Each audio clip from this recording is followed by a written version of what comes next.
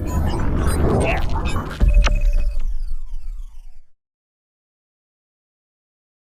आप देख रहे हैं ब्रेकिंग बिहार। अभी हमारे साथ है जदयू के पुराने नेता, हालांकि अभी निष्कासित हो गए हैं, जितेंद्र नीरज जी। इनसे बात करेंगे। कल जिस प्रकार से आरसीपी सिंह पटना आए हैं, उसके बाद बयानों का बाजार गर्म है, राजनीतिक तापमान चढ़ गया है। उस पर जितेंद्र नीरज जी क्या करें?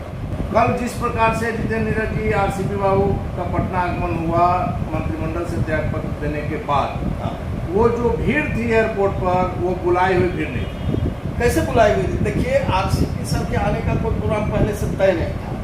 वो सडनली उस दिन हम लोग को, जब हम लोग निरंतर संपर्क में रहते हैं, हम लोगों को भी जानकारी मिली है सेम डे सुबह में कि आज वो आने वाले हैं, और ये जानकारी हुई कि वहाँ इस्तीफा दे दिए हैं और उसके बाद वो आने वाले हैं। तो किसी को जानकारी नहीं थी, लेकिन कानों कान जिन लोगों तक पहुँचा। और उसके बाद जिस तरह से कार्यकर्ताओं का सिर्फ उपस्थिति नहीं, कार्यकर्ताओं का ऊर्जा से लबरेज उपस्थिति एकदम, वो जो नारे में जो गूंज, जो अंदर से फ्लो था, तो इस फ्लो को, इस टेम्परेचर को, इस टेम्परामेंट को और समझना चाहिए लोगों को भी।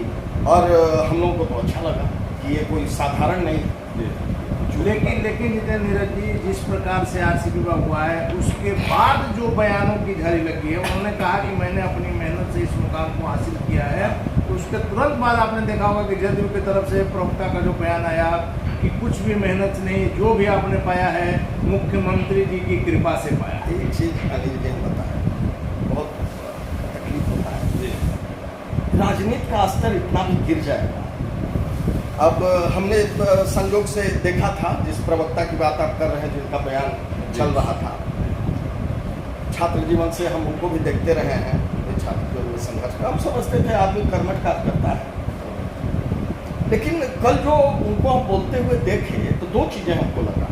एक तो लगा कि वो आदमी डरा हुआ है, वो बोल रहे थे लेकिन उनको कॉन्फिडेंस नहीं अंदर से आ रहा था। नहीं होता है कि जबरदस्ती कहीं से आया है कि आपको ये बोलना नहीं, ऐसा लग रहा है ना कि हम आगे बोल रहे हैं तो पीछे कोई लाठी लेके खड़ा है कि देखो हाँ ये बात जरूर बोलना, ये बात नहीं बोलो।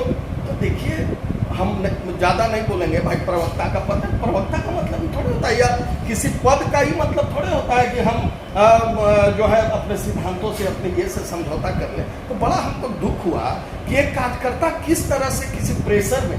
और अब देखिए, सबसे बड़ी बात, हमको कम से कम अपनी हैसियत का ज्ञान होना चाहिए। आप किसी पद पर हैं, हमको पता है कि आप जिस पद पर हैं, उस पद पे भी आपको किसने अवसर दिया, या आप कैसे।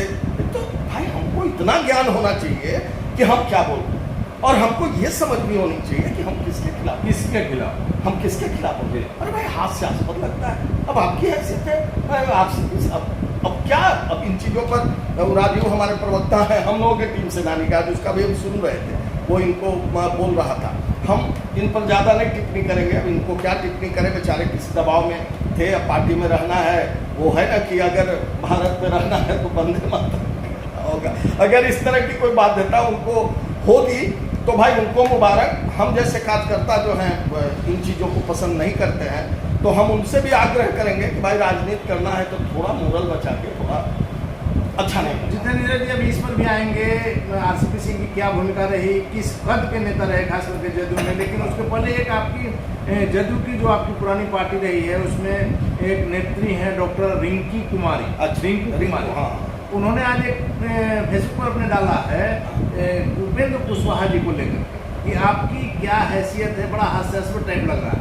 देखिए, चूंकि मैंने उसे पढ़ा नहीं है, उन्होंने क्या कहा है, वो उन्होंने अगर किसी से तुलना की है कि वही आपका है, बिना कुछ किए सारा चीज, तो लोग तो तरह तरह से देखते ही ना है कि भाई बिना कुछ किए जिनको प्राप्त हो जाता है तो उनको तो लोग कहेगा ही, ऐसी बातें तो कही ही जाएंगी। आज एक आदमी और कोई, हमको अभी आ रहे थे तो वैसे मैं आज देख नहीं पाया बहुत सोशल मीडिया, लेकिन किसी ने बोला कि किसी मंत्री ने भी, बिहार सरकार के मंत्री ने भी कुछ टिप्पणी की है। अब हमको नहीं पता, नहीं आपको जानकारी। उन्होंने कहा है कि आरसीपी बाबू 5000 की भीड़ भी नहीं जुटा सकते। कौन मंत्री है? अशोक चौधरी। अच्छा, 5000 की भीड़ नहीं जुटा सकते, आश्चर्य। और वो कृपा पे ही, इसका मतलब वो भी बोले होंगे। ठीक है, तो अशोक चौधरी भी आपको पता है कि मुख्यमंत्री जी के काफी करीबी हैं, बिहार के पुराने नेता हैं, उनकी बात को भी हल्के में नहीं लिया। अब बातें समझ में आ रही हैं कि जो राजा को हो पसंद वही बात कहेंगे, तुम दिन को कहो रात को रात कहेंगे। देखिए, यही खतरनाक बात है। आरसीपी सिंह ने क्या कहा, आपने पहले बोला कि उन्होंने कहा कि भाई हम जो प्राप्त किए हैं वो अपने मेहनत और अपने संघर्ष के बदौलत, तो ये अच्छा मैसेज है कार्यकर्ताओं में भी।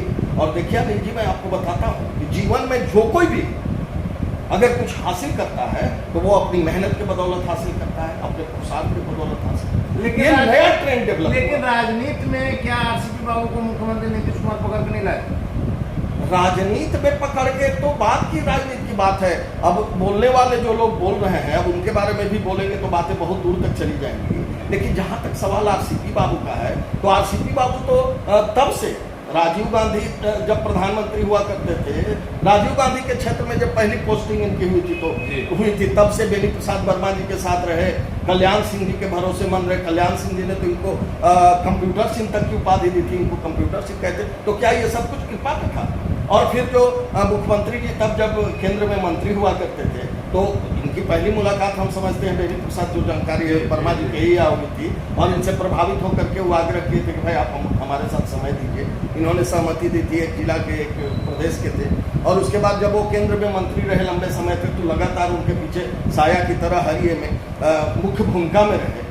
और इनका जो है व्यक्तित्व का जो निर्धारण हुआ उसमें आरसीपी सिंह जी का अहम योगदान रहा। यही कारण था कि बाद में जब बिहार में आपकी सरकार बनी तो इन्होंने आवेदन तो नहीं दिया था। लेकिन जितेंद्र जी, कुछ तो बात रही होगी, क्योंकि प्रधानमंत्री ने भी इनकी प्रशंसा की आरसीपी बाबू। अब वो भी शायद ऐसे लोग जो कर रहे हैं, वो भी शायद किसी के कृपा पर वो प्रशंसा कर दिया। अब हम वही चीज बता रहे हैं आपको कि बीआरएस लेने के लिए तो इन्होंने ये पहले तो यहाँ आने के लिए इन्होंने आवेदन नहीं दिया था। आपने यूपी कैडर के व्यक्ति को बिहार में बुलाया, आपने ये प्रधान सचिव की भूमिका में इनको रखा।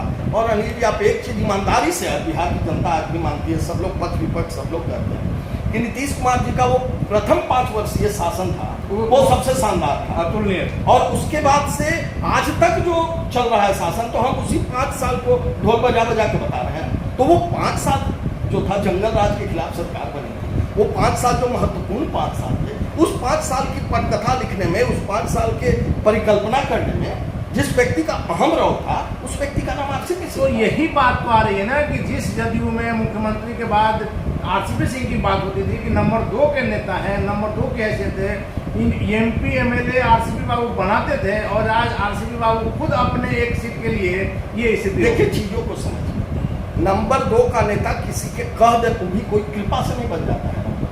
नहीं, नंबर 2 हमारे कहने का मतलब वही मैं वही चीज बता रहा हूँ आपको। देखा है ना, सेब की खुशबू आ नहीं सकती, कभी कागज के फूल है। तो कागज के फूल को आप गुलाब नहीं बना दीजिएगा। अगर हम में क्षमता रहेगी तो ही आप हमको तो ही मास हमको एक्सेप्ट करेंगे। नंबर 2 बैठ के साथ में गुंजा फांक लेने से नहीं होगा। देखिए, बातों को समझिए। आज जो आरसीपी सर वहां से फ्री होकर के यहाँ आए हैं, तो अब बहुत लोगों की नींदें उड़ने लगी। अब लग रहा है कि अब तो फ्री हो गए, अब तो ये फ्री हो गए तो फिर से कस के भिड़ेगा, कार्यकर्ताओं में जाएगा। कार्यकर्ताओं की आत्मा बसती है इस आदमी में, और कार्यकर्ताओं के हृदय में ये बसते हैं। संगठन के लिए जो काम किया है। भाई, आप कहते हो कि कृपा, अरे आप क्या मैसेज दे रहे हो भैया? आप पार्टी और पार्टी के कार्यकर्ताओं के बीच में क्या मैसेज देना चाह रहे हैं माननीय मंत्री जी? कि पुरुषार्थ का कोई मतलब नहीं रहा, संघर्ष का कोई मतलब नहीं रहा। अगर कुछ हासिल करना है तो हमको कृपा का पात्र बन के रहना होगा। भगवान मालिक है तो नाशक कर दीजिएगा। लेकिन जितेंद्र जी, आप भी पुराने नेता रहे हैं, इस बात को तो मानिएगा कि दुश्मनी ऐसी ना करो कि कल के डेट में दोस्ती करने पर शर्मिंदगी महसूस। देखिए भैया, ऐसे दोस्त से तो दुश्मन भले जो जलकर भी नाम लेते हैं, और फूल से वो काटे अच्छे जो दामन को थाम लेते हैं। भगवान बचाए, ऐसे 2-4 दोस्त हो जाए तो दुश्मन की क्या जरूरत है? देखिए, मानना पड़ेगा आपसे इस आदमी की महानता को। आप एक बार मैं दावे के साथ कहता हूं, क्या कुछ नहीं किया गया पार्टी के द्वारा। अपमान की सारी प्रकाष्ठाएं, सारी हदें पार कर दी गई। आप एक बयान उनका उठा करके देख लीजिए। उन्होंने मुख्यमंत्री जी का तो छोड़ दीजिए, किसी भी पार्टी नेतृत्व के खिलाफ, किसी भी पार्टी के खिलाफ, पार्टी नेतृत्व के खिलाफ, पार्टी के किसी फैसले के खिलाफ कभी बोला? तो कार्यकर्ता तो सब देख रहे हैं भैया। कार्यकर्ता तो आरसीपी सिंह को भी देख रहे हैं, कार्यकर्ता तो आप लोग जो कर रहे हो वो भी देख रहे हैं। और मैं फिर से कहूंगा कि कार्यकर्ता ही किसी पार्टी की रीढ़ होती है, और कार्यकर्ताओं को आप बरगलाइए मत। लेकिन जितेंद्र नीरज जी, बात फिर घूम के वहीं आ जाती है कि वैसे आरसीपी सिंह जो कद्दावर नेता हुआ करते थे, आज भी माने जा रहे हैं, लेकिन मुख्यमंत्री नीतीश कुमार से जो सबसे ज्यादा घनिष्ठ थे, सबसे ज्यादा नजदीक थे, उनकी आज पार्टी में ये दुर्गति क्यों? नहीं, उनकी दुर्गति इसलिए, अब मुझे तो ये बात समझ में आ रही है, जब मेरे जैसे संघर्षशील लोगों को पार्टी से बाहर का रास्ता दिखाया जा रहा है, तो फिर तो हम समझ में बातें आ रही है कि जो भी पुरुषार्थी लोग हैं, जो भी काम करने वाले, आपको तो बाहर का रास्ता इसलिए दिखाया गया होगा कि आप उनके करीबी हैं। अरे भाई, तो हम पार्टी के किस लाइन के खिलाफ काम किए कि हम इनके करीबी होने का ये मतलब ही तो पार्टी लाइन, कब पार्टी के खिलाफ काम किए, कब पार्टी के खिलाफ ये हो सकता है कि उनके करीबियों को भी साइड कर, हाँ, इसलिए ताकि ये कमजोर हो जाए, ताकि ये कमजोर हो जाए। तो लेकिन तुम निजी रंजिश में तुम पूर्वाग्रह से ग्रसित होकर के एक व्यक्ति को कमजोर करने में लगे हो, लेकिन भैया आपको समझ में नहीं आ रहा है कि आप चाहे अनचाहे पार्टी को कमजोर ही नहीं कर रहे हो, पार्टी को खोखला कर रहे हो। लेकिन जितेंद्र नीरज जी, बात फिर वहीं आ रही है कि क्या आरसीपी बाबू जो केंद्र में मंत्री बने, कहा जा रहा है, शुरू से कहा जा रहा है, आप लोगों ने इसका कई बार खंडन किया है कि मुख्यमंत्री के सहमति के बिना केंद्र में मंत्री बने, क्या वही कारण आ गया सामने? अब तो भाई अब उन बातों पर चर्चा करने का कोई मतलब नहीं है, लेकिन नहीं, शुरुआत क्या, जब आप कह रहे हैं कि सब कुछ कृपा दृष्टि से हुआ है, तो आप ही बता दीजिए ना कि अगर मंत्री बने थे तो उसमें तो आपकी कृपा नहीं थी ना। प्रधानमंत्री जी और तमाम विभागों में अव्वल इनका विभाग आया, तो इसमें तो आपकी कृपा नहीं थी। प्रधानमंत्री जी ने अगर इनकी सराहना की तो इसमें तो किसी की कृपा नहीं थी, यहाँ तो इनकी प्रतिभा। प्रधानमंत्री ने सराहना की तो आप में टैलेंट है, तो टैलेंट है ना जी।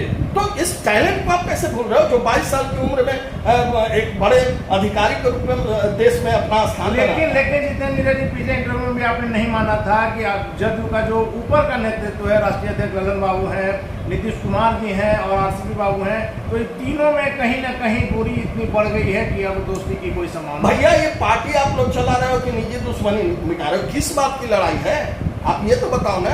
और आप लोगों की लड़ाई है तो उसका नुकसान तो पार्टी को ही लोग तो बर्बाद कर रहा है, ये बहुत दुखद है अनिल जी। और मैं आपको बता रहा हूं कि पार्टी कार्यकर्ताओं में पूरा असंतोष है, पूरा रोष है। और आज जो माननीय मंत्री जी ने ये कह दिया कि भाई यहाँ अगर कुछ प्राप्त होता है तो कृपा दृष्टि से ही प्राप्त होता, अब 5000 आदमी की बात आप बोल रहे हैं। 5000 आदमी तो आरसीपी सिंह जिधर चल रहे हैं तो पीछे कार्यकर्ताओं की भीड़ रह रही है जी।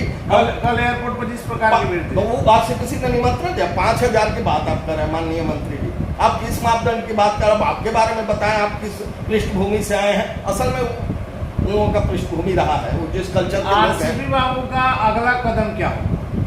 आरसीपी बाबू का अगला कदम तो उन्होंने कल बताया है। अभी तो उन्होंने कहा कि मैं अपने गांव मुस्तफापुर में रहूंगा, मुस्तफापुर में रहूंगा, काम करूंगा। नहीं, उन्होंने कहा है मुस्तफापुर में मैं रहूंगा, इसलिए कि मैं भाई मेरा तो न कोई यहाँ घर है और न कहीं कोई बात है, तो स्वाभाविक है कि मुस्तफापुर में रहूंगा। लेकिन युवाओं के सवाल पर, युवाओं के रोजगार के सवाल पर, या युवाओं को कैसे प्रशिक्षित किया जाए, किसानों के सवाल पर, और या कार्यकर्ताओं के सम्मान के सवाल मैं सजग रहूंगा हमारे। और उन्होंने बड़ा आत्मविश्वास के साथ कहा है कि न मेरे अंदर आत्मविश्वास की कमी है, न मेरे अंदर ऊर्जा की कमी है, और मैं हमेशा सकारात्मक। और जदयू में तो अब निकालने के लिए तो लगातार लगे, लेकिन अभी बने हुए हैं और अगले एक्शन तक बने रहे भाई। अब वो तो वो समुंदर है, जितना कुछ सहने की शक्ति सब में तो नहीं। अब वो कैसे सहन करते हैं और मुस्कुरा के किस तरह आगे जाते हैं, सहन करते हुए पार्टी में बने हुए।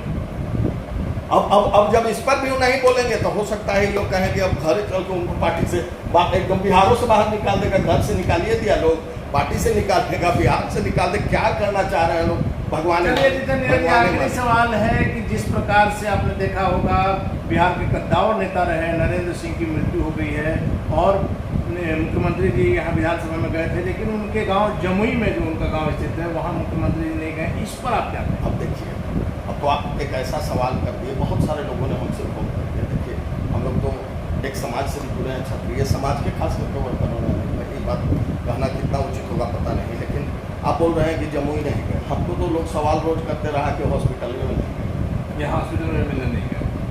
क्या लग रहा है, क्योंकि एक समय था कि तीन लोग की जो दोस्ती थी वो जग जाहिर है। जो भी लग रहा हो समाज को अच्छा नहीं लगा, और लोग तो यहाँ तक हमसे कहते हैं कि भाई इसलिए नहीं गए क्षत्रिय समाज के लिए। अभी तो ये तो हर आदमी की अपनी संवेदना है, लेकिन उन्हीं की सरकार में उनके बेटा मंत्री हैं। अब मंत्री हैं तो भाई उनके अंदर, हाल में तो लालू यादव जी के ये में गए थे, तो सरकार में ना, वो तो विपक्ष में है, लेकिन वो गए थे, उनके लिए ये भी किए। लेकिन बगल में ही नरेंद्र भाई थे। अब किस कारण से किस परिस्थिति में नहीं गए, इस पर टिप्पणी करना अच्छा नहीं है, लेकिन समाज के लोगों में इस बात का रोष है, और समाज को लगता है कि चाहे बात सत्ता के लोग हों कि विपक्ष के लोग हों, सब लोग इस समाज को खाली उपयोग करते हैं, बाकी तो जो होता है। अब हम आपको क्या बताएं, हम लोग तो समाज के संगठनों से भी जुड़े रहते हैं। लोग हमको कहता है कि हम लोगों को अंदेशा था कि आप जैसा कर्मठ लोगों के साथ भी जिस तरह से पूर्व में समाज के अन्य नेताओं और कार्यकर्ताओं के साथ होता रहा है, तो आप जैसे कर्मठ कार्यकर्ता के साथ भी ऐसा ही होगा। लेकिन आप माने नहीं, पूरे निष्ठा से लगे रहे और आप लगे थे तो समाज के वर्कर भी, नौजवान भी आपके साथ लगे थे, तो गुस्सा तो समाज में है और बातें बहुत सारी हैं। अब उस विषय पर सामाजिक लाइन पर बहुत बोलना तो उचित नहीं, लेकिन हमारा समाज, इस समाज से हम लोग आते हैं, तो ठगा हुआ तो। चलिए, धन्यवाद आपका। आपने सुना जितेंद्र नीरज जी का साफ तौर पर का नाम है कि क्षत्रिय समाज अपने आप को ठगा हुआ महसूस कर रहा है और आरसीपी सिंह का जो धैर्य है वो काबिल तारीफ है। हालांकि आगे क्या हो गया देखना काफी दिलचस्प होगा। फिलहाल आप बने रहे ब्रेकिंग न्यूज।